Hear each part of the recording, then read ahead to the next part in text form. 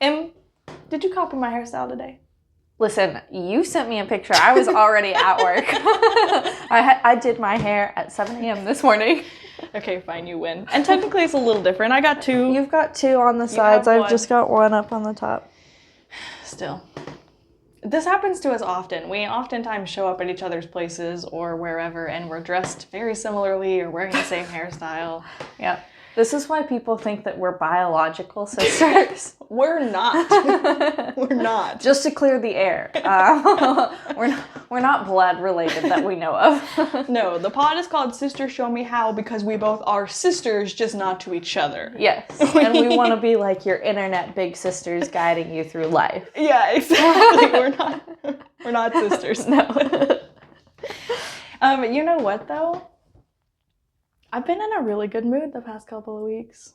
That's awesome. Yeah, I love that feel for like you. It's because I cried so much during the last pod about like how much space they take up, and I think it really was like cathartic for us to sit here and reinforce our boundaries and decide that we're worth that space to take up. Yes. Yes. And it's also just good to cry and get those chemicals out. Yeah, I really feel like there's like a buildup and like you have a certain amount of tolerance, like, and depending on each person, you have a greater tolerance than like maybe someone else.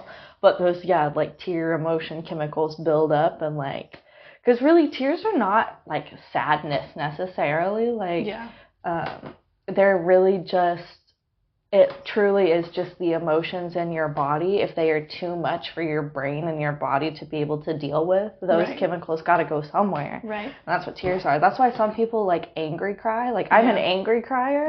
Me too. Because I'm not good with that emotion. Right. And so if I'm really mad and I'm in the middle of an argument, I will start crying, and then I get even more upset because it makes me feel like they're getting the better of you. Yeah, and I'm like, no, that's not it. It's just I have so much emotion and I can't contain it. It's like, God damn you, I'm not overwhelmed.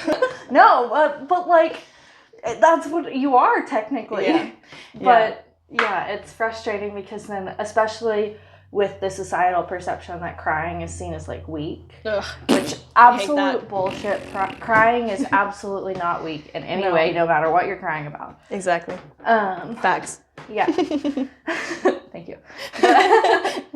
But yeah, so it's super frustrating because you're in the middle of an argument and you're like, man, I need to win this argument. I am correct. I am right. I need to prove my point. Oh my. And then, you start crying and they see it as like, I'm winning. Like, this girl can't control her emotions. And I'm like, technically you're not wrong, but also, yes, I can. Yeah. Just not physically. Right. I would like to point out that us thinking we need to win an argument is coming from the perspective of our egos and not of our authentic selves. When we come to an argument, we should be there to work out a solution. We should be there to compromise, coming from the same team, not there to win a battle opposite each other, especially if it's someone we love. If it's someone that we don't love, well, then fuck them, you know what I mean? But like, typically. But adjacent to your point is that actually your tears have a chemical trace of whatever emotion it is that you're crying. So whenever you cry joyous tears, those tears have the chemical of joy. Yeah, sad there tears, was sad. like an actual like study that scientists did where they like put the tears under a microscope and they could see the different chemical makeup. Yeah. It's so wild. Yeah, the body is amazing. Yeah, it really is. But you're right. It has been scientifically proven that your tears contain traces of your emotions, and it's pretty cool. And I definitely needed to let mine out. First, I was sad crying because I didn't think I was worth it. Then I was happy crying because somebody did think I was worth it, and then multiple people thought I was worth it. And then, as the universe always does, she came full force to reinforce the idea that I am worth it and that us doing this pod is worth it too. I had 2 people literally today. How funny is it the day that we're recording that these people came to me? But I had a date with one of my friends today, and she came over and she was telling me, she was like, I'm halfway through the, which one was Boundaries? Was that the 3rd episode? Yes. Yeah, she's like, I'm halfway through the Boundary episode, and because it's long as fuck. It's like a movie. Yeah. But she said she's halfway through it, and she said that she already was able to utilize like the things that we were talking about. She was like, I hadn't thought about boundaries the way that you guys had put it, in effect, that like it's not anyone else's responsibility to uphold my boundaries for me. No one, and she said the way that she put it was, no one else is going to work the way you do, so you have to get over that. And I thought that was a really like great way to think about that and to reinforce that idea. Absolutely. Like nobody's going to take care of you the way that you need to be taking care of you, or I will not say necessarily the way that you are taking care of you, because somebody will neglect you the way that you neglect yourself. Yes. Well, and also I think we go through periods where we neglect ourselves for various reasons. And like, honestly, you need to be putting yourself first. Like, and that does not take away from any amount of selflessness, nor does it make you inherently selfish to put yourself first. It just means that like you are your number one priority because you're you. Right. And nobody else is ever going to understand you 100% the way that you understand yourself. So you've got to be there for you. Right. And if anyone's teaching you that your priority should not always be yourself first, how else are you going to like live? How else are you going to put anyone else onto any sort of priority if you don't prioritize yourself? Because that means making sure you're healthy, making sure you're wealthy, making sure you're well fed. You know what I mean? And without those things, you can't do anything for anyone else. So it sounds stupid to be like, oh, well, God should be your first priority, or your kids should be your first priority, or your husband should be your first priority, or wife, or whatever partner you're doing right now. You know what I mean? But that's all stupid. Like, your first priority should be yourself and them for themselves. So it's whatever. Well, and it's just, I think one of the most common ones is, like you said, kids is so much, especially for mothers, which it should be for fathers too, but whatever, that's a whole different point. No, you know what it is for fathers. For any parent out there, your kid should not be your first priority. Well, but it's so common to like have that mindset and to be like, you're not a good parent if that's not your mindset. Right. But like if you are not in your best state, then you can't be a good parent. You can't be a good parent. And it's not necessarily that you have to maintain the same exact routine and ways of taking care of yourself that you did before you had kids. Right. But you're going to have to adapt and find new ways, but you still have to be the first person to prioritize yourself. Because especially when your kids are babies, they're not going to do it for you. Yeah, they're physically not capable of prioritizing you. Yeah. So you have to do it for yourself. Yeah. And hope to God that your partner is there to back you up, to help you prioritize yourself, you know? So. Yeah. But then also, my ma called today too and told me that she was utilizing some of these boundaries too, and that she was, figuring out how to enforce her own stuff. Good. And, Good. So it's been nice to like feel like we're helping people, even if they are right now just in our immediate circle. It's just been really uplifting to have all these people in our inner circle just say that it's been really helpful for them. And it's been really gratifying for me to see that and to feel like, uplifted by that. Yeah. I said uplifted twice, but that's how uplifted I am by that. You're so uplifted. You are just lifted way up there. I'm a well of uplifting. Welcome back to Sister Show Me How. The pod where we help you by talking through the real life shit. I'm Regular Rick, your how-to sister and host of Sister Show Me How. And I'm Simply M, co-host of Sister Show Me How and your other how-to sister. Em, I realize that the whole premise of this pod is to have a safe space to talk about all the real rough shit, right? But sometimes I feel like that gets real heavy real quick. It's really easy to, let that kind of be a load on you, especially when we've talked about this before. It makes you think of all the work that you need to do to be better and how you're trying to fix yourself or be your best self. And sometimes it's overwhelming. And exactly. It can be a lot. So I thought today would be a good opportunity to lighten the load for us a little bit and talk about how to fall back in love with life. Beautiful. Because you're right, there's a lot of work to do, and that can seem a little bit daunting sometimes. But there's also a lot of joy to be had and a lot of really positive experiences to go through. And I can say that with complete confidence that the quickest, most genuine way to fall back in love with your life is through gratitude. Plain and simple. And just before Thanksgiving, too. God, we're good. Right? We timed this perfectly on purpose. Wink, wink. We didn't really, but we're gonna take credit for it anyways.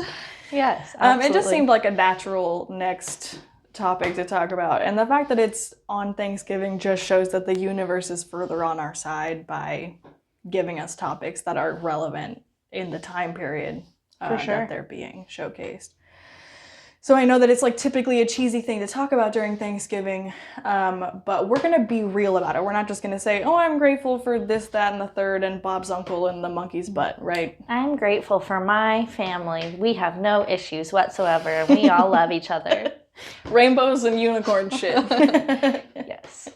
But no, that's not what we're going to be talking about today. We're going to be talking about real gratitude. So what is it? Where does it come from? And how the fuck does it even help me? Let's talk about it. Yeah. So first of all, what is gratitude? I know that you have a definition. I'm so glad you asked. I actually do, like I typically do, the normal Rick way. I went ahead and looked up the Oxford Dictionary definition of what gratitude is, and they told us it is the quality of being thankful, the readiness to show appreciation for and to return kindness. And like I've done with everything else, I added at the end of this to ourselves and to others, because obviously, as within, so without. If we're going to be compassionate to others, it's not going to happen without us being compassionate to ourselves first. And we're not going to appreciate anyone else's kindness unless we can appreciate kindness being bestowed to us by ourselves. Yes. Beautiful. I also went so far as to look up the Latin origins of it. It's derived from the Latin word gratia. Gratia? I think grazia. Grazia? I don't know that much about Latin I didn't pronunciation. take Latin. I took German. I think grazia. Okay, so it's derived. We could be so wrong. We could be, and please correct us if we are, if you know Latin, because we are ignorant in this. And it's a dying language. Let's bring it back a little bit. A little bit. Okay, so let's just say for the sake of this, it is gratia. That's fine. It's gratia. It means grace, graciousness, or gratefulness, depending on the context, which I think all apply. This one says, in some ways, gratitude encompasses all of these meanings, which is what I just said. Thank you for that. Gratitude is a thankful appreciation for what an individual receives, whether tangible or intangible.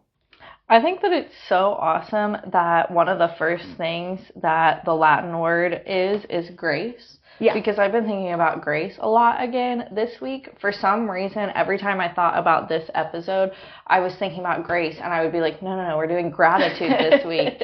And I think that that's very applicable, though, because I think a lot of gratitude is going to come from giving yourself grace and giving others grace. They definitely go hand in hand. I will agree with you on that. And it's really hard to accept gratitude without grace. Because, if you don't feel like you deserve it, then it's really hard for you to appreciate it in the sense that it deserves to be appreciated. I also kind of think that, like, grace and gratitude both have a certain amount of, like, kind of letting go of things that are not as important. And so, like, letting some of the little things slide a bit and being like, this is not the end of the world. This is not the hill I'm going to die on. Right. So we're just going to let it go. Right. And I think you're correct in the fact that having gratitude does help with that. Helps with being able to let things go that don't serve you. Because when you have gratitude, you're more focused on the things that do serve you. But I think it's nice that you're associating gratitude with grace too. Because I think it does go to show that just like grace, there are a lot of, it's kind of an umbrella term, and there are kind of a lot of things that people shove into this and like kind of assume what it means. So I did look up a couple different articles and whatnot that would tell us kind of more about what it means rather than just being nice and showing appreciation for someone being nice to you. Right, and just doing the Thanksgiving trend of everybody go around the table and say what you're grateful for. Yeah, whatever the term is. So the University of California, Berkeley actually wrote a research paper called The Science of Gratitude, and it further categorizes gratitude into 3 different types. First, an affective trait. Second, a mood. Third, an emotion, which I thought was great. So the first one, affective trait, was one's overall tendency to have a grateful disposition. Okay. The mood was a daily fluctuation in overall gratitude. And then an emotion was a more temporary feeling of gratitude that one may feel after receiving a gift or a favor from someone. I kind of felt like these 2 definitions of a mood and an emotion were not super clear. Mm-hmm. So I went and did further research. And the definition of a mood is a temporary state of being or feeling. So it's like an overall state of mind, really. And then an emotion is a natural, instinctive state of mind deriving from one's circumstances, mood, or relationship with others. So they're highly influential of one another. I think your and your emotions greatly influence your mood, but they are different. The mood is the state of mind, and the emotions are like the flickering chemicals that flow through your body.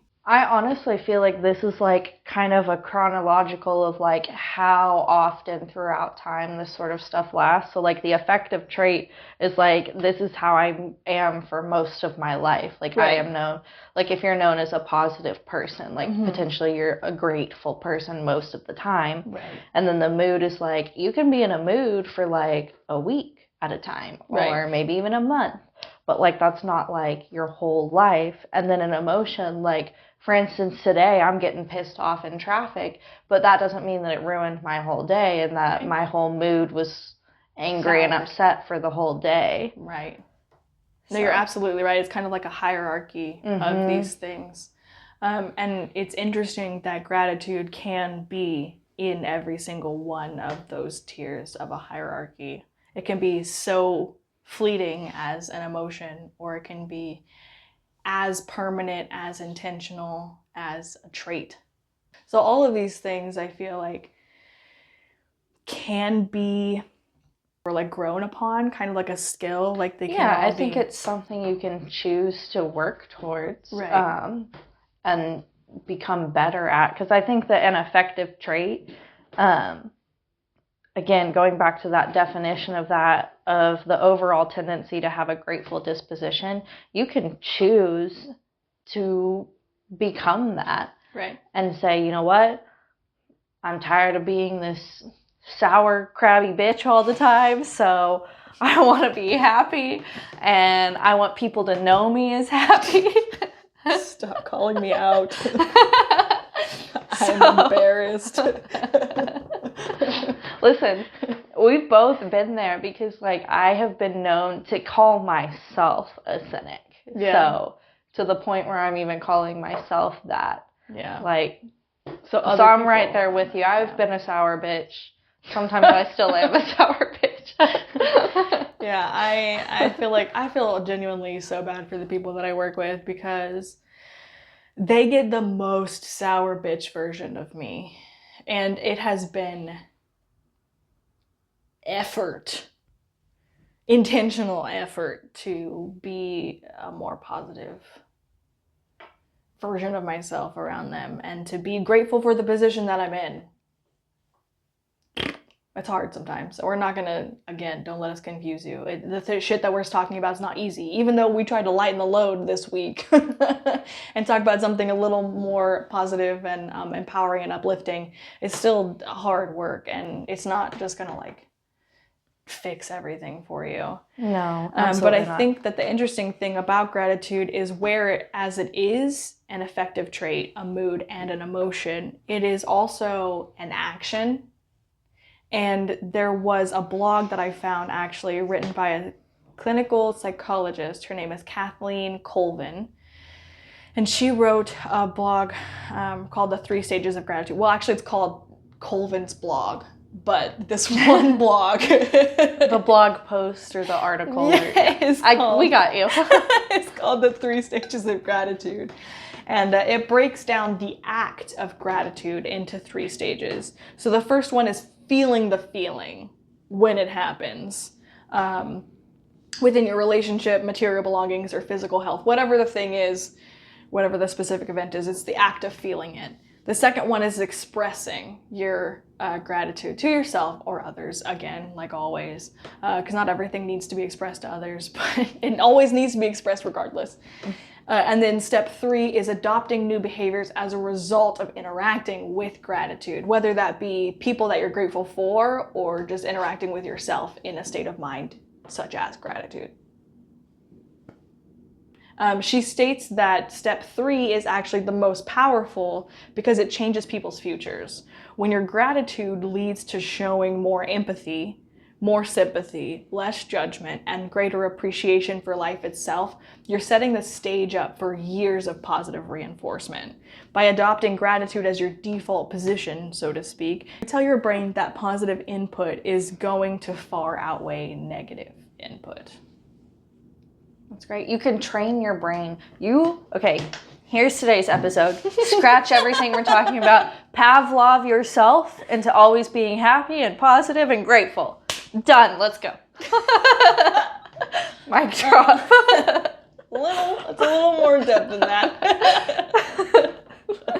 But I think Pavloving yourself is a great way to say that your brain is just a meat sack of neurological brain waves firing. It's malleable, like pudding.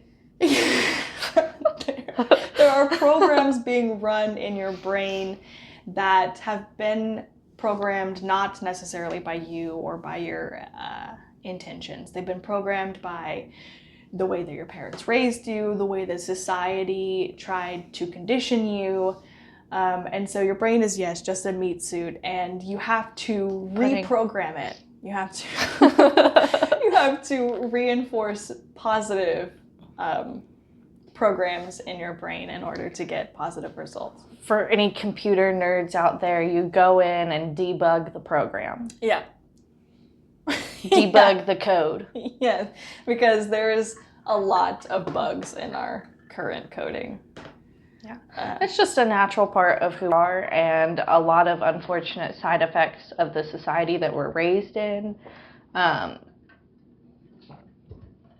I think we often, our focus is on negative things. Right. And it's when you are constantly looking for negative things. So like if you don't feel like you're a lucky person and you're like, man, why do these things always happen to me?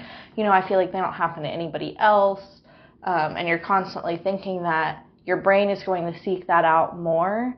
And so whether those things are actually happening in reality more often to you than others, your brain is going to associate with those more, so you're going to notice them more. Right. Your attention expands on whatever it is that you're giving to it. So if you're giving your attention to negative aspects, like you're saying, those things are going to expand in your reality. If you reversely give your attention to things that are positive and that help you feel empowered and uplifted and encouraged, then those things too will expand.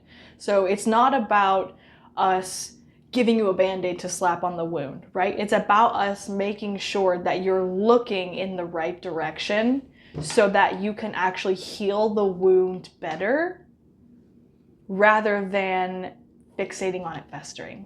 Mm-hmm. Does that make sense? Yeah. Okay, so we've had some really good definitions of what gratitude is, and I really love kind of the step breakdown. Where do we get gratitude? Okay, so short answer is it comes from within. You have to give your attention to it and focus in on it to be able to like really reap the benefits. Cultivate it. Yeah. Grow it. Right. Sounded like weed. I didn't mean that. That too. You can get gratitude from weed. You can have gratitude for weed. Get high on gratitude. Yeah. I'm sure there's a strain out there of weed called gratitude. God, probably. It's like gratitude gas. Gassy gratitude. Oh, grassy gratitude. Anyways, the long answer is that it actually comes from an evolutionary need to seek connections with others and self. And that UC Berkeley article that I was talking about earlier actually elaborates on this pretty well. It says research suggests that gratitude is not simply a cultural construct. It has deep roots that are embedded within our evolutionary history, our brains and DNA, and in child development. Animals as diverse as fish, birds, and vampire bats actually engage in what they call reciprocal altruism activities. These are behaviors that animals perform in order to help another member of their species, even at a cost to themselves, presumably because they recognize on some instinctual level that the other individual may repay the favor at a later date. So many scientists see this desire to repay generosity as an expression of gratitude. In fact, some scientists suggest that gratitude may have evolved as a mechanism to drive this reciprocal altruism, thereby turning strangers into friends and allies who are more likely to help one another. Meaning, gratitude has helped to ensure survival, actually. This just shows that our readiness to show appreciation for kindness, even future kindnesses, is instinctual and intrinsic. It is essential to life. That's so interesting, right? Because that makes me think of a couple of different things. Okay. One of which is I heard there's this psychological thing, and if you know who did this study, because I don't know who it is, but somebody... like some psychologist or someone said that it's like proven that if you want to be friends with someone, as you're starting to get to know them, ask to borrow something from them. Okay. And so that reminds me a lot of this, where it's like if you borrow a pen or something, like in class or at work or something, and then you give it back to them, I wonder how much of that gratitude then is like, it's this gratitude idea of, oh, well, they're going to repay it later, so next time I need to borrow something, you know? Right.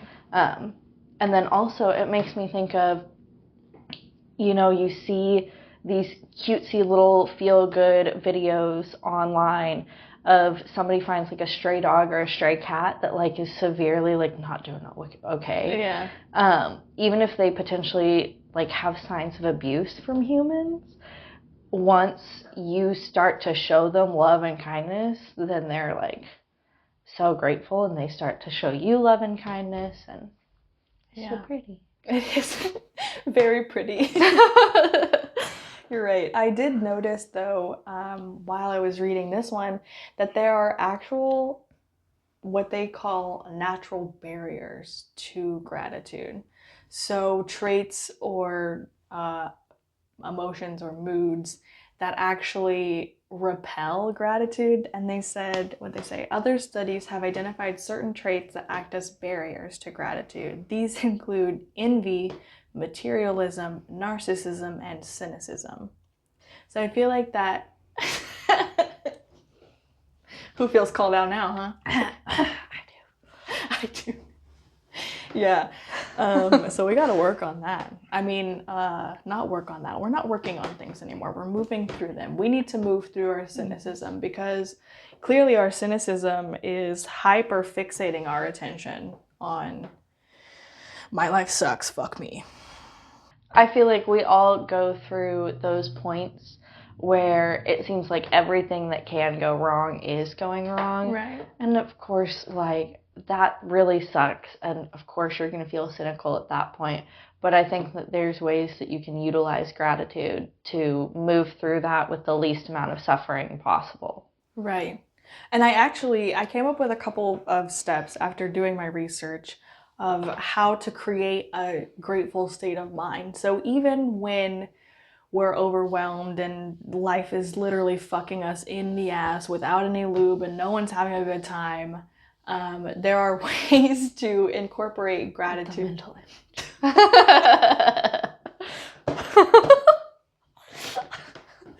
Yeah, I'm sorry. That was pretty gruesome. I'm sorry. Anyone doing anal should be having a good time.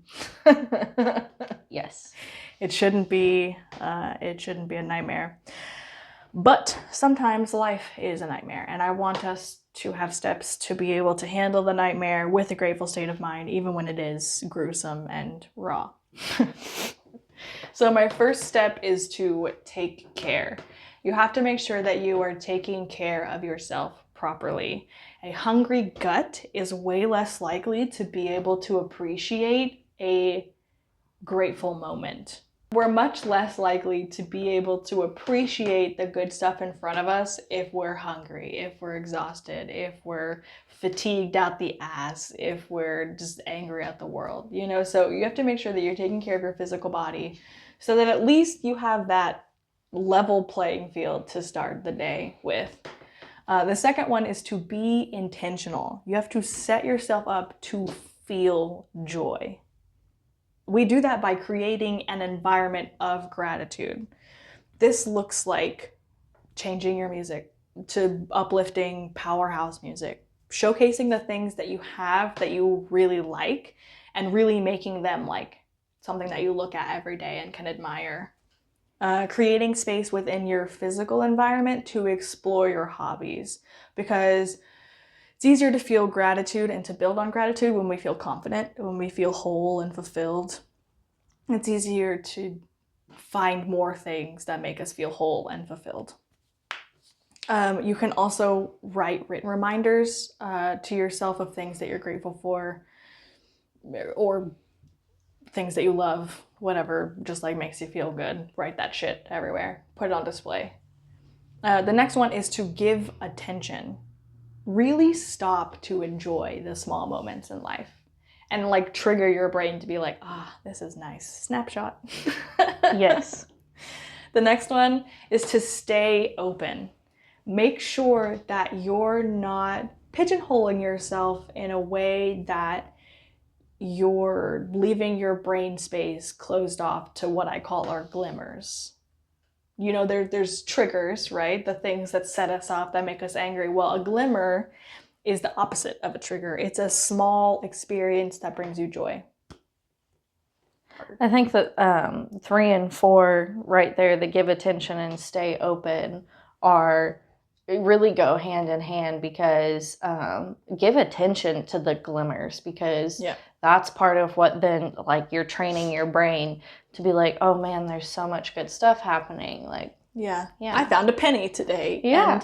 And my partner kissed me square on the forehead and I felt it for like a full 30 seconds afterwards. Or my dog flopped at my feet whenever they saw me this morning and they were just so overjoyed to be in my presence. Mm-hmm. It's little things, and I know it's stereotypical and cliche to say it's the little things in life that bring you joy, but fuck, they're right. But it's like the little things can add up. Like, yeah, I found a penny today, you know. My cat was extra cuddly today. I loved that. I hit all the green lights on the way to work. Yeah, exactly. I had this really short line at the coffee shop, you know. I may have had to go to work today, but my boss left me the fuck alone. Mm-hmm. Or I went into work today and somebody brought cupcakes. Right, yeah. The fifth one would then be to remind yourself at the end of the day of those things that you stayed open to and that you gave your attention to. Not every moment will be easy to hold on to gratitude, but then when you remind yourself of the silver linings, it'll definitely help you through the thunder. We want to reroute your brain to find the positive impact, even in the worst lightning. Let's keep going with the cliche. But yeah, and I think that it helps personally to have a gratitude journal. I don't have a whole journal dedicated to it. I actually just have a section within another journal dedicated to it. But it's just a list of things that I add to occasionally, spontaneously, whenever something comes about that I am actually grateful for. And if I'm feeling really fucking shitty, I will just go through that and remind myself that this is not just a list of fluffy bullshit that I made to make myself feel better. This is a list of things that I am actually really thankful for. And that's the thing with these things, you have to be authentic, or else it's not going to fucking matter. And you have to be able to put yourself into that frame of mind. Like, yes, I'm in a really shitty fucking mood and I don't want to do anything and I have to go to work and I have to live in this society, but I have a really cute apartment. I have animals that love me. I have really great friends. I have a really strong support system. I have a job that's flexible or is what I want to do, or I have people that I work with that I totally enjoy. Whatever it is that helps put a positive light, helps you get through this day, this hour, this minute, this month. Use it. And that is gratitude.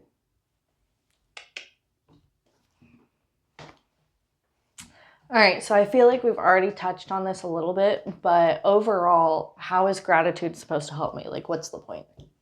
Well, I found another article. This one's actually from the University of Minnesota. Research Rick. Research Rick. Damn, that should have been my name this time. Whatever, it's You fine. can add it to your list to use for later. I will use it later. You bet your bottom dollar. So this other article that I found is from the University of Minnesota this time, and it's actually called 10 Ways to Be a More Thankful Person, which, you know, whatever. Thankful is kind of cheesy, but it's on the same path of what we're talking about. It states that living in a state of gratitude, which is your mood, can actually boost your immune system. So it has a lot of really good physical effects for you. So it can boost your immune system. It can lower your bread pressure. You can set your state of mind, gratitude, next to your bread, and it will set your bread. It will. Make it rad. It will make it, yeah. So it, where even was I? Okay, so it can boost your immune system. It can lower your blood pressure. It can actually help decrease depression, effects of depression and anxiety. It can improve your love life, which I can vouch for. The more that I tell my partner I'm grateful for him and that I appreciate the shit that he's doing, and the more that I do things that I know he will appreciate, the more lovin's I get. So many forehead kisses. So great. So many booty squeezes. It's fantastic. It can also even help with your coping mechanisms, which I think, ding, ding, ding, is the biggest winner here, because God, we need help with our coping mechanisms. You know what I mean? Like, that's like our internal toolbox. Especially because I think until we become intentional about things or start to maybe realize that we're struggling with stuff or what we're struggling with, I think oftentimes we tend to develop coping mechanisms that are not necessarily healthy. Right. But it's just something that like smoking or drinking or something like that. Like, It gets the job done. It's something that you do in the moment where you're like, I'm really down and I need this, and it becomes an unhealthy habit. Right. Or worse. And vice. yeah, and it's like, this is a great way to kind of move away from those and just overall improve quality of life. Right. Right, because our vices are also coping mechanisms, but if we're using the same analogy of the fact that our coping mechanisms are essentially internal tools to help us get through life, then our vices, i.e. smoking, drinking, gambling, shopping, whatever, they end up being duct tape, right? They get the job done for the moment, but it's not going to hold. No. And then gratitude would be like a fucking gold-plated hammer. That's just gonna get shit done. Or maybe a power drill. God damn it. Gratitude is a power drill. That's just gonna get shit with a fully done. Charged battery. Yeah. A gold-plated, rechargeable, solar-powered power drill. Keep going. Power drill. Top-notch internal tool to use. Top of the line. Top of the line, top of the line. Give me that top shelf coping mechanism, baby. Yeah. Yeah. You, bar wench. I want that top shelf shit. That's rude. Don't talk to your bartenders that way. Don't be a dick. Yeah, you might get thrown out. And then you don't get your vice. And then you deserve it, because fuck you. Call someone a bar wench. I'm sorry. Honestly. I'm sorry, Em. I didn't mean to call you a bar wench. I forgive you. Oh, thank you. But we talked about that. Remember, forgiveness is not real. So you just have to accept that I was an asshole and that I feel bad about it. I accept that you were an asshole and that you probably feel bad about it. Probably. You're probably right. I only feel this bad about it. It's okay, I accept it. Okay, great. I would also like to, as we get back to the topic, point out that the UC Berkeley article also stated that a lot of the same physical benefits come from utilizing a prolonged state of gratitude. And they actually further elaborated on that. They said, in general, more grateful people are happier, they're more satisfied with their life, they're less materialistic, and less likely to suffer from burnout. Which I think makes sense, because if we're, again, talking about gratitude as an action, and the first step is making sure that you're taken care of, there's no way for you to get burnt out. Mm-hmm. You know what I mean? Like, a first priority is you're always making sure that your rest is top notch. Then there's no way for you to, well, I guess not no way, but you're definitely less likely to suffer from burnout. Yeah, I can see that. Additionally, gratitude may also benefit people with various medical and psychological challenges, which I thought was very interesting. They said, for example, one study found that more grateful cardiac patients reported better sleep, less fatigue, and lower levels of cellular inflammation. Another study found that the heart failure patients who kept a gratitude journal for at least 8 weeks were more grateful and had reduced signs of inflammation afterwards. So I think that's what they're basing gratitude, like a mood, on, is like if you have physical evidence to prove that you were grateful, like a gratitude journal is what they're talking about here, which I feel like is nice, because having tangible evidence of that is always a great way to solidify the internal processes. But yeah, I think that's what they're basing this off of. But either way, still phenomenal results, and what a miraculous observation to be seeing, that something so internal and quote-unquote simple could actually have large-scale physical benefits for you and your body. Yeah, that's amazing. And it goes to show how much everything within you and outside of you is also like interconnected. And yeah, like you said, something as simple as gratitude can actually help people who have like a heart condition. Like those, it's not exactly a chill condition. No. That's pretty serious usually. So yeah, so to be able to be grateful during a super traumatizing experience such as cardiac arrest. Well, and then to turn it around and have less inflammation because they were able to be grateful during it. Like, that's crazy. Yeah, and because it would seem like in a situation like that, you have very little to be grateful for. But the one big thing there would be, I'm still here. I'm grateful that my heart is healing itself. I'm grateful that I am still here. And I think that that's something about gratitude that is something that that clinical psychologist Miss Colvin touched on a lot, is that living in gratitude for a prolonged state of mind can change someone's future. And I think that's because once we start to live in gratitude in a healthy way, in an all-encompassing way, that we start to cultivate better habits. Because once you start to recognize all of these good things that are happening for you, you want to expand on that. You want to have that grow for you more. And so you start doing more things that you'll appreciate for yourself and for others. And then that grows on itself. It's just a fucking snowball, man. It can 100% give you not only a new appreciation for yourself, but also the body that you're in and the experience that you're living. I think it's also like, it can kind of be a form of, we'll call it self-manifestation rather than just general manifestation. Sure. Because just having that mindset, you're, like we talked about, going to see more good things happen. And, you know, if you truly believe that good things are going to happen to you, they really are. Mm-hmm. Like, we've seen that plenty of times with plenty of people. And that's why so many people talk about manifestation. That's why it's such a big trend these days. Right.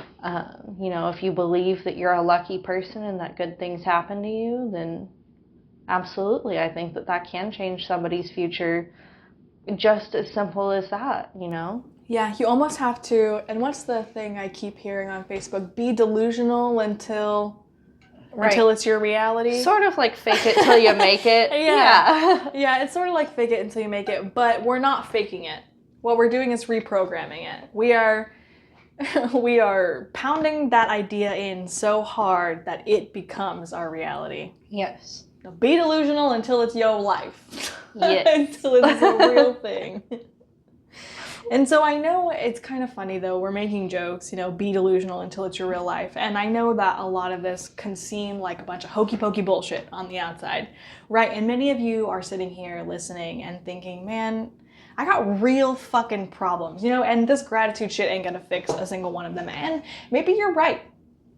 Maybe it won't fix your problems. And we're not here to fix your problems. And gratitude is not, will not, cannot be the end-all be-all solution.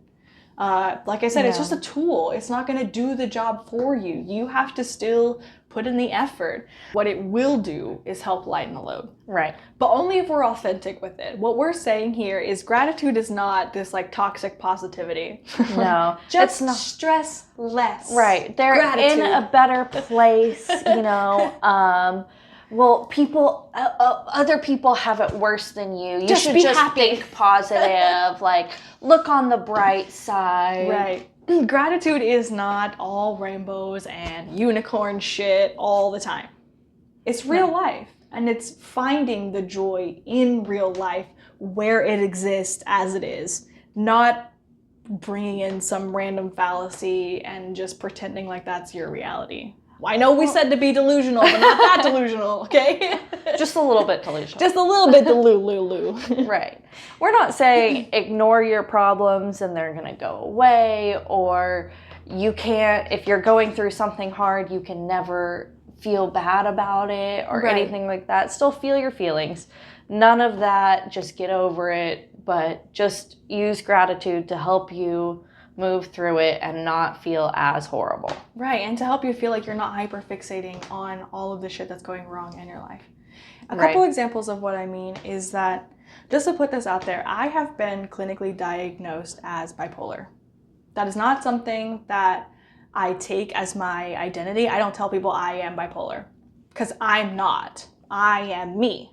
What I'm experiencing is a little bit of suffering from bipolar symptoms. I like to put it that way because I am not a disease. I am me. I am just moving through my traumas, and that is presenting as bipolar symptoms. But when I use gratitude, it helps to ease my suffering. A lot of times my emotional mood swings are really destructive on my mental.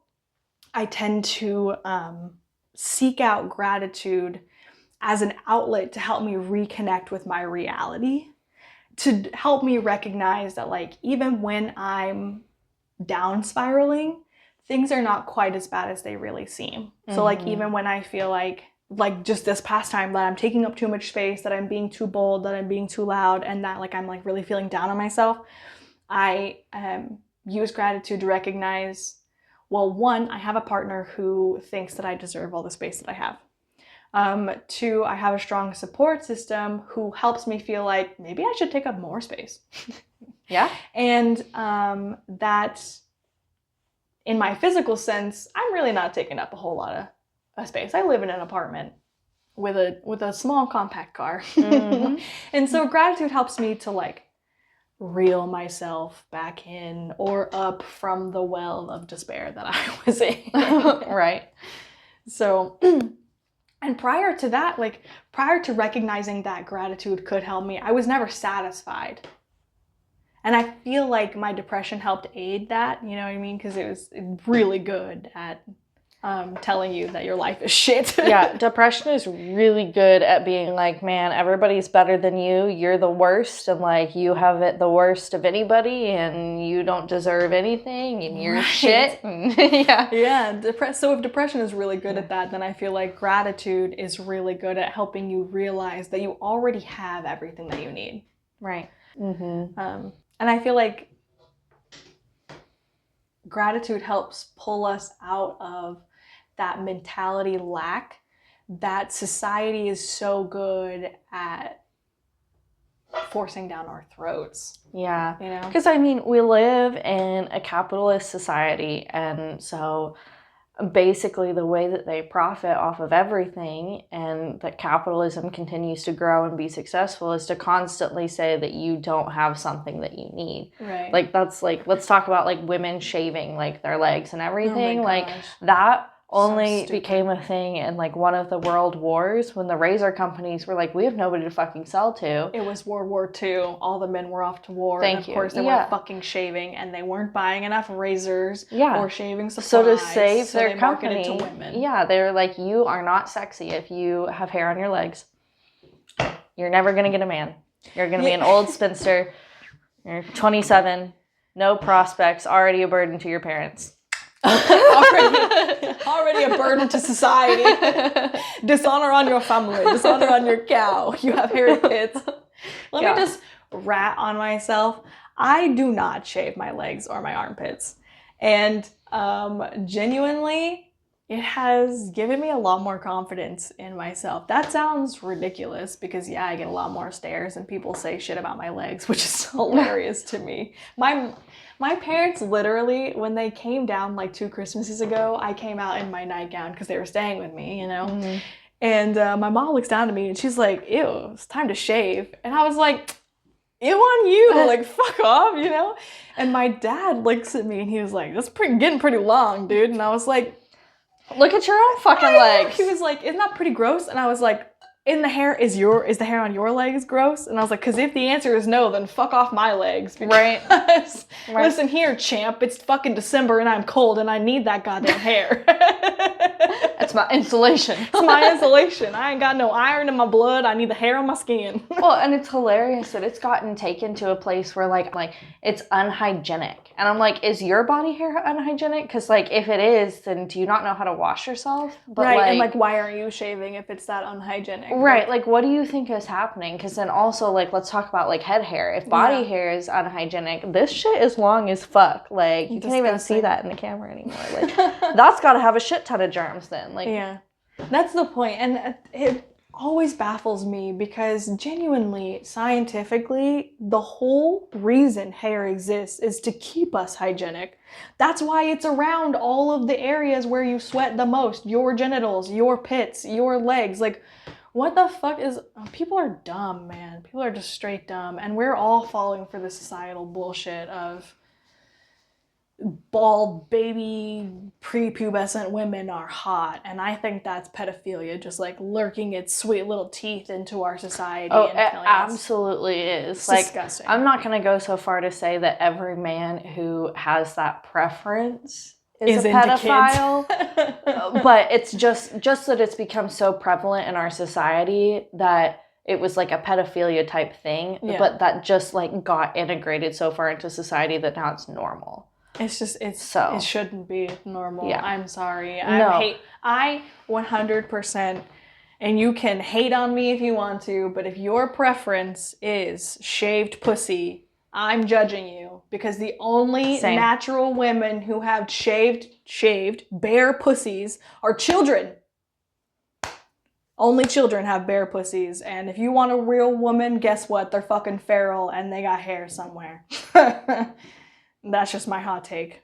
No, I 100% agree. Again, I'm not going to call you a pedophile. I don't think that you're a pedophile. But just take a moment and reevaluate why you care so much. Yeah. That's another thing. Do some self-reflection. Yeah, why do you care so much about how someone else maintains their body? Like, your preference for what you think is hot does not supersede my preference for how I want to maintain my body.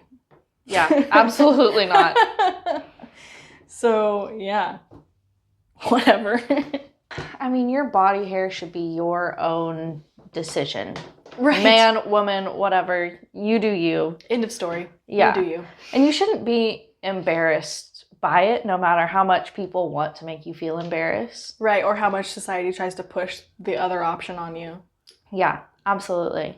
And I think, if you are embarrassed by things, gratitude can also help with that. It doesn't just have to be like sadness or depression. Right. I think one of the ways that I've worked on intentional gratitude and incorporated that into my life is I used to be super shy and awkward because I was so embarrassed by like everything.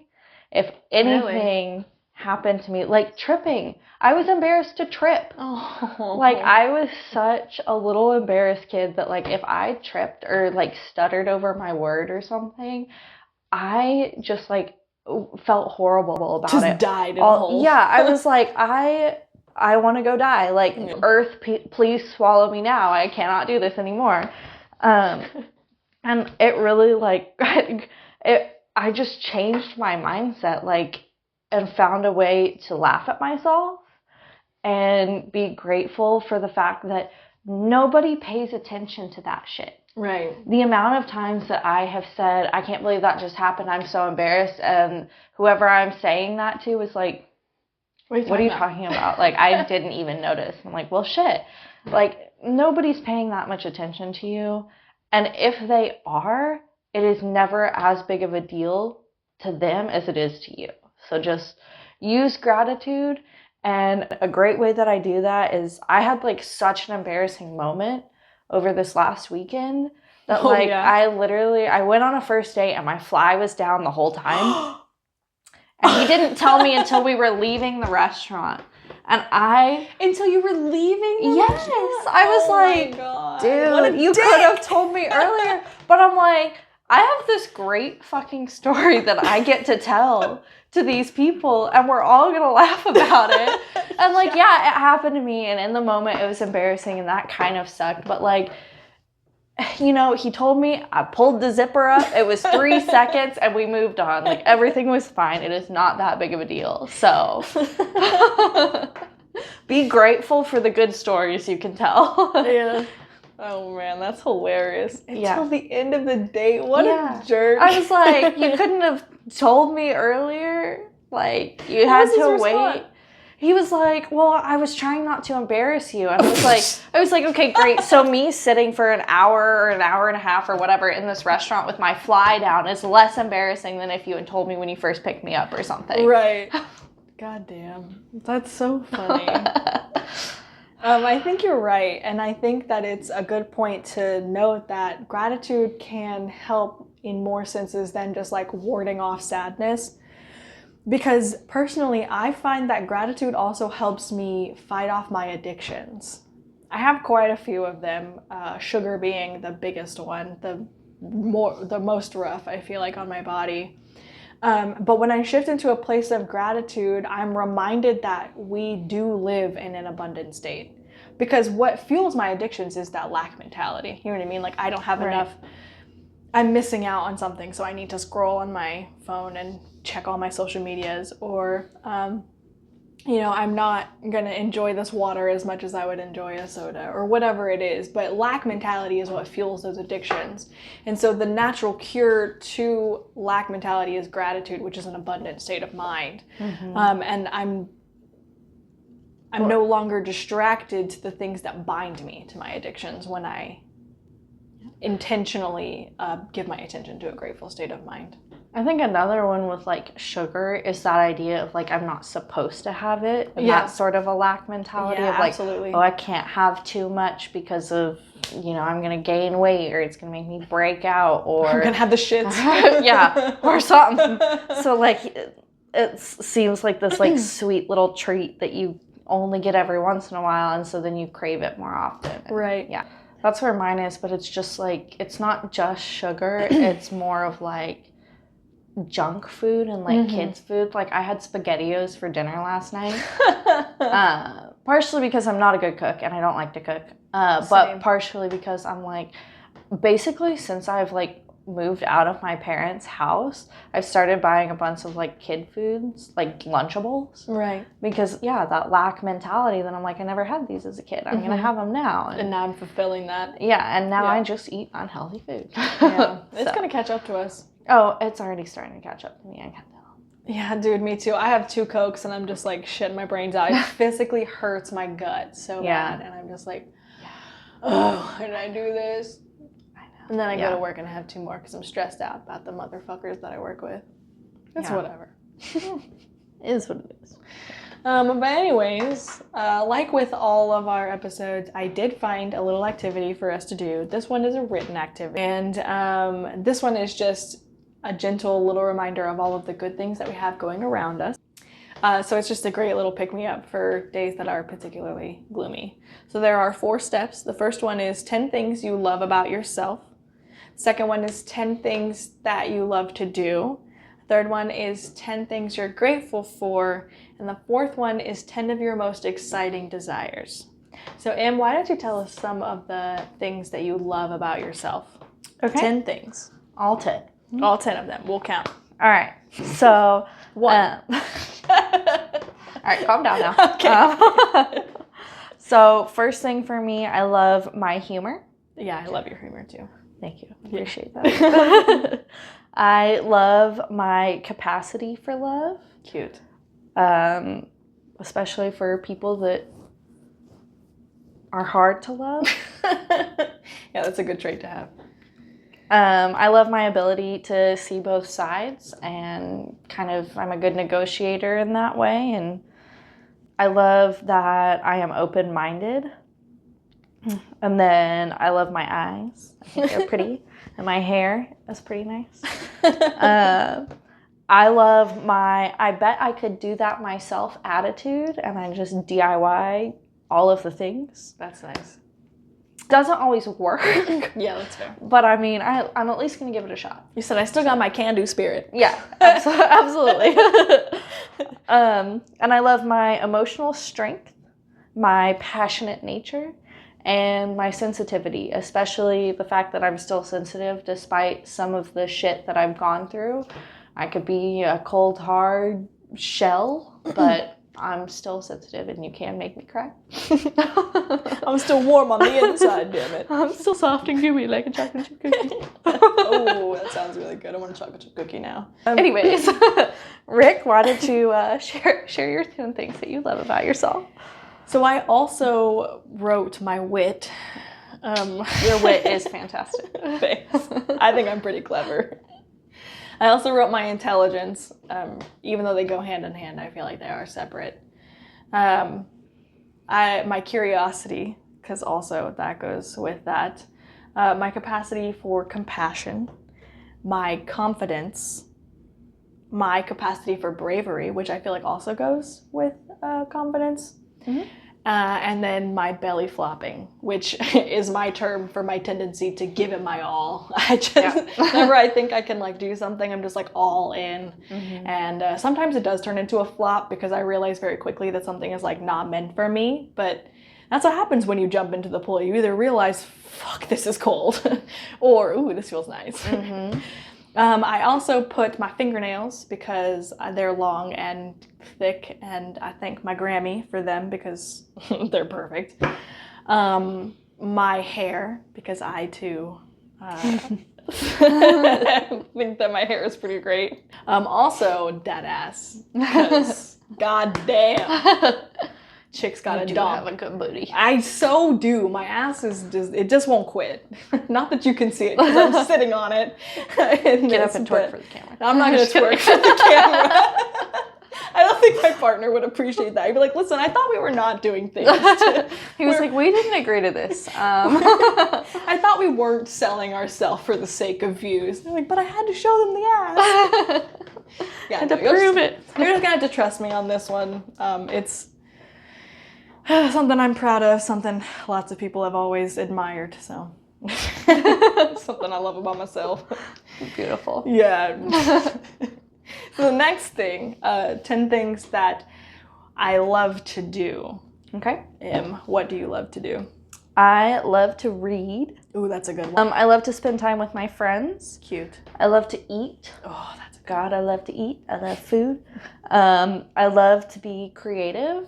I think that encompasses a whole lot of things. Because I do lots of different creative stuffs. Yeah. I love to cuddle my cats. Who doesn't? I love to design. I love to spend time with nature. That's good. Not necessarily outside, but sometimes with my plants. He said with my indoor nature. Yeah, indoor or outdoor nature. It really depends on the weather. You can put it that way. I don't do well in heat or cold. I like a moderate temperature. I like to play games. I like to decorate my spaces. And I like to relax, just chill out and have a nice slow time, just peaceful. Yeah, I like that. The things that I love to do are also to create, regardless of what form that takes in, whether I'm being a creative problem solver and creating solutions for things, or I'm just creating problems. Yeah, sometimes I like creating problems. Or painting or whatever. Yes. I guess this counts as creating, right? Mm-hmm. I think so. I like to write. I like to party. I like to connect with people, which goes along with partying. I like to relax also. I love to learn. I love to read. I love to talk about the things that I've learned. I love to shop. Oh God, I am a consumer that way. I love to shop. I also love to laugh. I should have put shop. Yeah, shopping is a good one. We're both shoppers. Yeah, we really are. We're getting better though. We're becoming thrift shoppers rather than commercial marketing shoppers, which I like. Mm-hmm. But still shopping nonetheless. We like our things. We're still a little materialistic in that sense. Yeah. But I like to laugh too, and I think that goes with connecting and partying. Okay, so step 3, to write down 10 things I am grateful for. So I am grateful for my love, my little partner boo. Your lover boy. My lover boy. I'm grateful for my apartment, my kittens, because I love my little babies. My body, because it's still fucking chugging along, thank God. My mind, because it too is still fucking chugging along. Thank the goddess. My journey, because it's taught me a lot. It's been really eventful. My wealth, my health, and then my friends and family, which are 2 separate ones, even though I lump them together. What about you? What are you grateful for? 10 top things. I also included my friends. Nice. Which goes hand in hand with my community, including my support system, which my family is a part of. My cats. I'm also grateful for my kitties. My home. I'm very grateful to have the home that I have.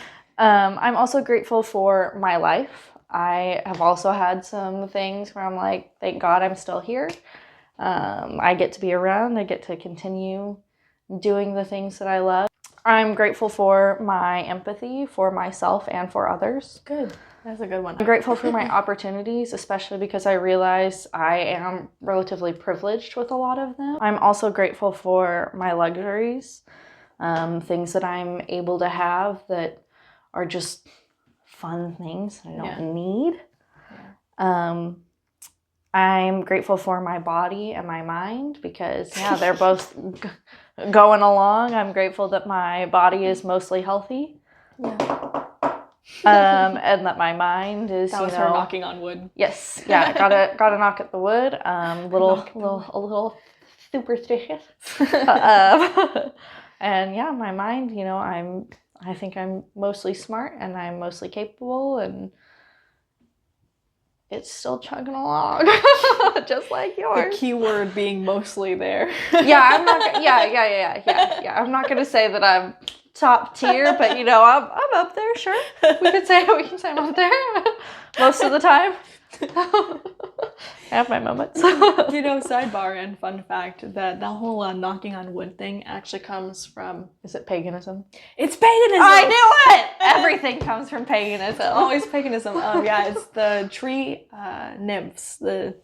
Oh, cute. Yeah, the woodland fairies were in charge of luck. And so when you knocked on wood, that was essentially praying to them, knocking away the superstitions. Oh, yeah. Cute. Oh my God, I love that. That's so cute. I know, isn't it? So then the next one, moving on. Yes.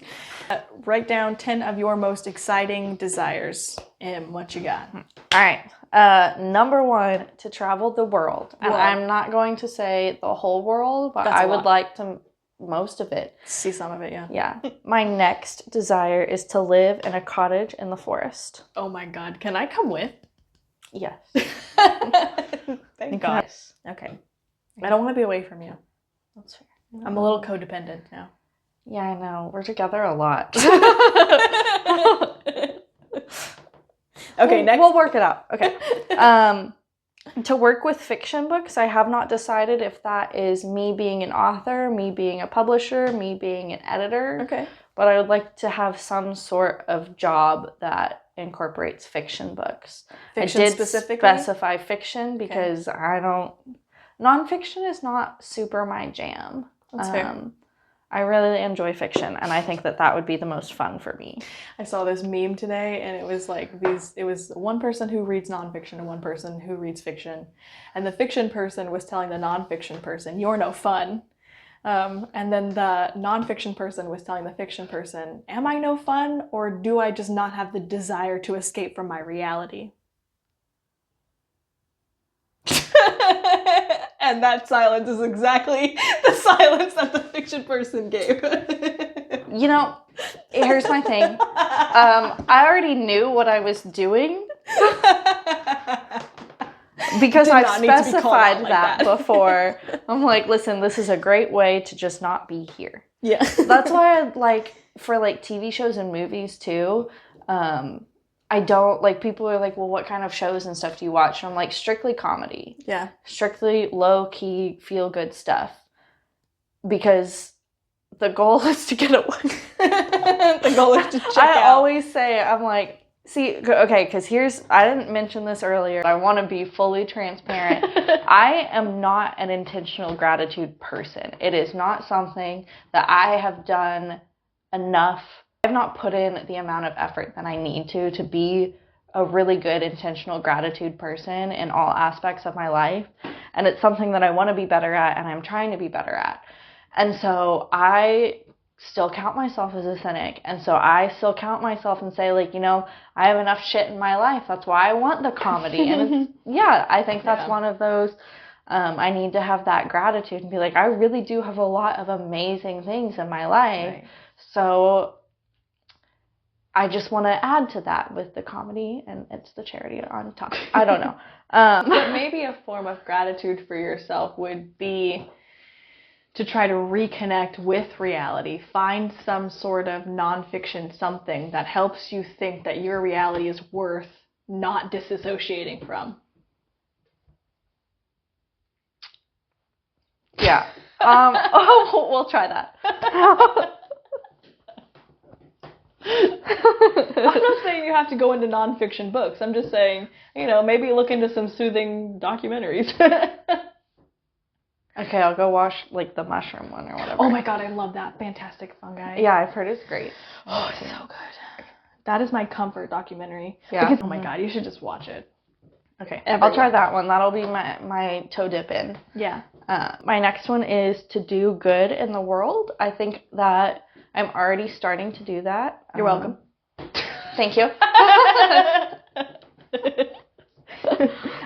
You're doing a great job with the platform, by the way. Thank you. You're welcome. Thank you. Carry on. Try. I would also like to run an animal rescue. I would like to have financial wealth. Which you definitely need before you start an animal shelter. Yeah, absolutely. Because that's just not cheap. Yeah, no, even just having the 3 cats, sometimes I'm like, oh my god. Yeah, the litter and the food, it builds up real quick. Yeah, I know. Yeah. I would like to have no regrets when I pass. I would like to just live in a way that I look back and I'm like, no, I don't think I would really change anything. Yeah. Yeah, that's a good one. Anyways, what's next? To fall in love again. Oh. Or maybe for the first time. Well, that's a debate. Ooh, interesting. I would like to find work that is my passion. In an ideal world, I go to work and that is my passion, and it's not that I go to work to afford my passion. I'd like it to be together. That's a good way of putting that. What do you think that passion is? Right now, I really do think that it's books. Okay. I could also see it being like an animal rescue or something like that. Mm-hmm. I just can also see that passion is really, really hard because I have a hard time with things dying. Oof, yeah. Death is a hard thing, I think, for lots of people. Yes. Yeah. But letting go, it's rough. Yes. And my last desire is to be outrageously happy and content. That's another one of those you gotta work for it every day kind of a thing. Yep. Maybe it would benefit you to have a gratitude journal. Yeah, probably. Yeah. I even did, so like, I have not kept up with my bullet journal, just I went through a bad period and never picked it up again. That's fair. But when I was doing it consistently, I had a mood tracker. Okay. And what I found was that I really thought that I was apathetic most of the time. Interesting. And I was like, that's like the worst thing you can be. Yeah. It's like, it sucks to be apathetic. yeah. To not give a shit about anything. Yeah. And what I started to realize is I was like, I don't think I'm actually apathetic. I think that I've just had enough turmoil that contentment is boring. You know, that was something that I struggled with a lot as a kid. Because the thing is, my parents both had such chaotic lives that when I went to go live with my first foster family, which actually ended up being my sperm donor's biological brother and his wife, they used to, if this tells you how toxic that fucking family was living with them, they used to tell me that I was never going to be happy because I was going to continue to do the things that my parents had done and just seek out chaos time and time again. And that was something I used to genuinely be worried about, is that like I would get content, I would get bored, and I would just constantly seek out drama. But I can tell you, once you do finally settle down, it is hard, yes, you will get restless, but the restlessness is not enough to bring back the chaos, I have found. And you can find ways to deal with the restlessness without, uprooting your life or relationship or whatever. Yeah. And I also think that, you know, it is actually proven, like research about toxic relationships or abusive relationships is you can get addicted to those highs and lows the same way that you do with drugs. Yeah. So like, it's understandable that they would say that, except for the fact that that's super fucked up to say to a kid. To a child, yeah, fuck you.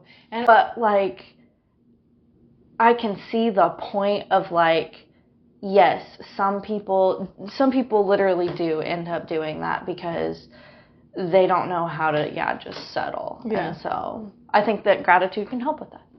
I do too, because it can help you grow and shift. And when you're constantly lifting and shifting the way we're trying to encourage people to do, that's definitely a really easy way to subvert restlessness, because things are still moving, and they can be at a quick pace, but it doesn't have to be chaotic or toxic or unhealthy. So I think that's I think that's a great desire to have, is to want to be content and outrageously happy. And I think it is also a very valid concern to have, that you think you have not found it thus far because you are afraid you will get bored.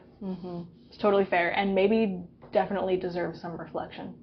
Yeah, no, and I think like that mood tracker definitely, it helped me realize that I wasn't really apathetic, just that like I was content. And because I would come home and I'd reflect on my day and I'd be like, man, how did I feel? And I'm like, well, I didn't really feel anything. And I was like, wow, that really sucks. And I would think about it, and I was like, well, but these good things happened. And, you know, I wasn't like, having had a lot of apathy with depression, it made me realize, I was like, it's very different. Because like I can tell when I'm numb from depression, and when I was just like, man, I didn't really feel anything today, I think was just contentment, because I didn't have any huge emotions. I wasn't like, oh my God, I'm so happy, like this is the best fucking day, but like I was content. It was a good day. It's fine. But also because we weren't intentional and actively giving attention to what could have been a glimmer throughout the day. Right, it could have elevated that to a great day. Exactly. But because we weren't giving that attention, those things weren't expanding. Because we were only giving our attention to, like, you know, possibly ways to find things that sucked. When things didn't suck enough, well, it was just an okay day. Yeah. So, and I think that's a great way to reshift your focus. To, you know, just give yourself a better overall mood and state of being. Yeah. Okay, so my 10 desires are, one, to be an author. So I think it's very funny that we both had something to do with books. And my next one is to tend my farm / own land. The next is to be my own boss. I do not want to work for anyone anymore. Valid. Yeah, I want my passions to run my life, and I want to be able, again, like you said, to find work that is my passion. And to just be able to go at that full time. I want to take back my day, and that's my most exciting desire. It's to make my day my own. I plan the schedule. I decide what's important. Yes. Not, oh, I have to go to work, but then also I can do this afterwards. Like, that fucking sucks for me. So that would include expanding my tribe, which is just getting more friends, because I've lost a lot in the past couple of years, ever since I started taking myself seriously. Those who didn't take me seriously are gone. I want to own a library, which is another book desire, which I think is funny. So I think I want to say that it's 1,000 books to be considered a library. I know. So that one's very doable. I'm already at like 250 books too, so I'm sure it's not going to take very long for me to get there. But I do want a library. That's been a teenage desire for me ever since I was like a personal library, or like own like a public library? I would assume personal. Nah, bitch. Actually, both. Okay. I think when I was writing this, I was just originally thinking about a private library, but I want to be the next Dolly Parton. You know, I don't want to sing, but I just want to use my Dolly Parton money and open libraries and shit like she does. So with that goes another desire, is that I want to be able to give back. Like Dolly Parton. Like Dolly Parton, exactly. But I want to take in fostered youth. Because I was an unofficial foster kid, and lots of people bet on me and took me in and helped me out. I want to be able to do that for lots of other kids. Like a I think that's great. Yeah. Yeah, I'm super excited too, because we're gonna need help on the farm anyways. Whatever. I want to be able to give someone a chance that they don't have. Yeah. I also want to be a life coach. And with that is to inspire others. Doing it? Those go hand in hand. I think that might actually end up being my next career. It takes no accreditation or requirements to be a life coach. In case you guys didn't know that, you can literally slap your name on a fucking business card and call yourself a life coach and be doing that shit. I want to be a little more valid than that. I'm a little more experienced than that, but essentially my goal is to really have people come to me and be like, yo, I need some help. And I'm like, yeah, I got you, bro. I got you. So DM Rick for life coaching lessons. Yeah. Do it. I don't fucking care. I'll give you my unsolicited advice all day, every day. One day it will be solicited. Yes. And that comes down to my last, most exciting desire, is to live to be 100 years old. Dang. Bare minimum, 100 years old. I believe in you. Oh, I'm gonna do it. My soul did not come to inhabit a 3D fucking body just to suffer for nothing. If I'm gonna be down here, it's at least gonna be for a fucking century. Bet your ass. Do it. Bet your ass. It's gonna be 2095, and I'm gonna be like, still kicking, still here, bitches. So, yeah. I like the idea that we don't get old, we only grow. Because getting old is a mindset, and I don't ever plan to get there. I'm forever young. You're only as old as you feel. Well, and then I feel like that's accurate. Yeah. Yeah, and if gratitude, just being in a grateful state of mind, can lower our blood pressure and help our immune system, imagine what just thinking I'm young can do. You know what I mean? Like, if my body doesn't know it's old enough to get wrinkles, why is it going to get wrinkles? I'm just kidding. It may still happen, but thinking you're young can have no negative side effects. Agreed. So I feel like these were super great ways to kind of spark some gratitude in your life. Again, there was 4 steps. The first one being 10 things that you love about yourself. The second one being 10 things you love to do. The third one, 10 things you're grateful for. And the fourth one, 10 things that you are most excited about, your most exciting desires. A couple other great activities that will help spark gratitude in case the first one doesn't work for you or you're lazy and you don't want to do that would be, again, handwritten post-it notes or mirror notes. Again, create an environment that sparks gratitude for you, that makes it easy for you to appreciate the things that you have already. Yeah, you can create like a gratitude jar. So like take your little handwritten notes, like put them in a jar, and when you feel like shit, grab a couple and read them, or dump the whole thing out and read all of them. Yeah. Another way is wholesome media consumption. Make sure that you're listening to uplifting music, something that makes you feel like you're worthy, like you're deserving, like you're doing a good thing. Feel good movies. Your comedy is a great way to do that, even though I was shitting on you for it. Reading fiction novels, that works too. Anything that like helps you feel good. Positive influencers online. Make sure that you're listening to people who are making you feel more empowered, helping you feel more emboldened, and just like you are glad to be alive. Positive mantras also help with that. Accountability. Yeah. Having an accountability buddy. When you hear your friends talking super negative, be like, hey, how can you turn that around? What's a positive spin? Yeah, absolutely. And again, not in a way that's like a toxic positivity, like don't feel your feelings, but you know, just in a way that's uplifting, like, hey, man, I know this really sucks, but like, what about it is even like the least bit okay? Like, are we at least going to learn a good lesson from this? Right. Are we at least going to find a new direction from this? What is something we can take that's like an okay, positive reframe of mind? A better idea than anything in the physical sense would be mindful meditation. I think that is a big tool that can definitely help, because mindful meditation exists to help you recenter your focus. Yeah. And so that will definitely aid in us being able to more quickly register, one, when we're experiencing something that is a glimmer, but then also to be able to help us to keep our mind open to those things. Definitely to direct your attention in a more intentional way. Yeah, and I think it can be something as simple as you know, taking a moment at the beginning of your day and just being like, I'm gonna have a good day, you know. Just whatever it is, that can be your morning, or in the evening, come home and you're like, man, walk in the door and you're like, man, I had a good day because this person said that they liked my top. We got to go tour this cool place at work, or, you know, just, mental. Don't have to write it down. You don't have to. Takes no supplies except for your pudding brain already up in there sloshing around.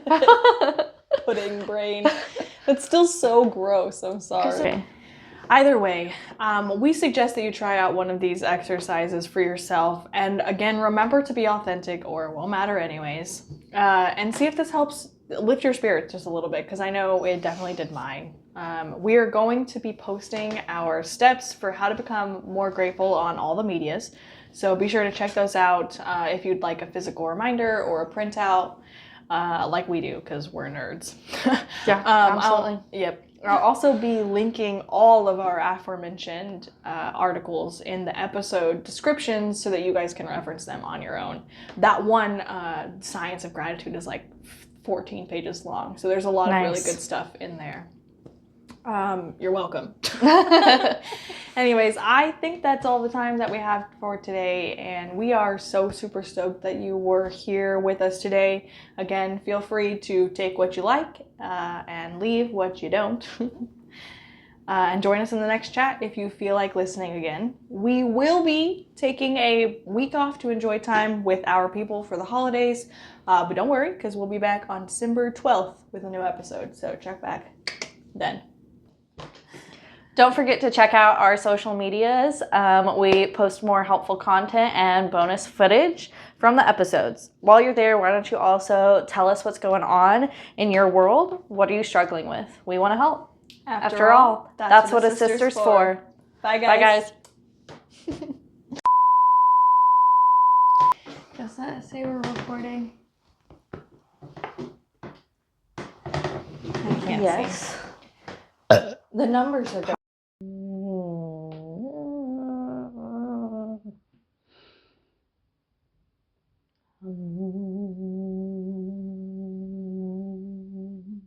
Thing. And then my microphone's flopping everywhere. I'm breaking shit. Like 100%.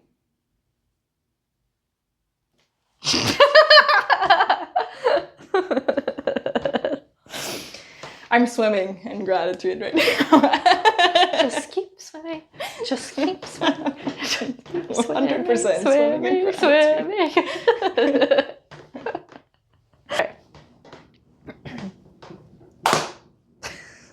Don't look at me. I'm sorry. What am I supposed to do? How am I supposed to? I don't know. You're not doing it at the same time.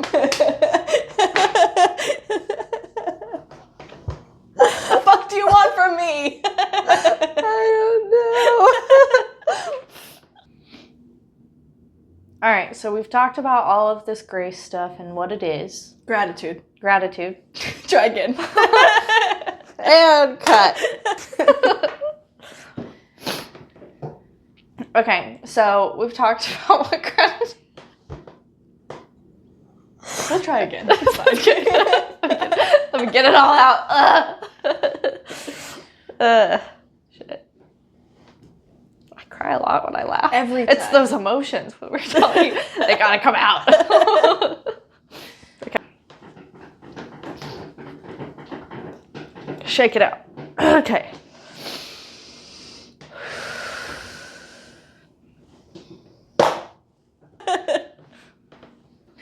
All right, so we've talked about where gratitude come from. Nope. What gratitude is. All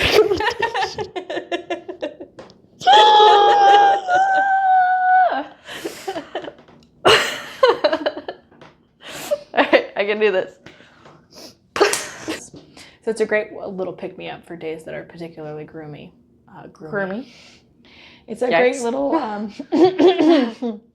Oh, that sounds really good. I want a chocolate chip cookie now. There's some over there. Yeah, but the chocolate chip cookies over there have been over there for like 6 fucking weeks, and I know that because I've been Oh, so over there. I'm not sure that it's been 6 weeks, but it's at least been 4. It's a long time those cookies have been over there. Yeah. Anyways. Heartless Psychopaths. baths. Heartless baths. What? I don't know. I meant to say heartless bastards. But it came out heartless baths. Wow. Yeah, That was wow, beautiful. I dude, love thanks. it. Anyways, cuddling your cats. Yes. Woo! Wrap.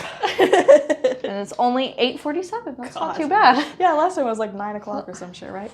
Man, my ass hurts.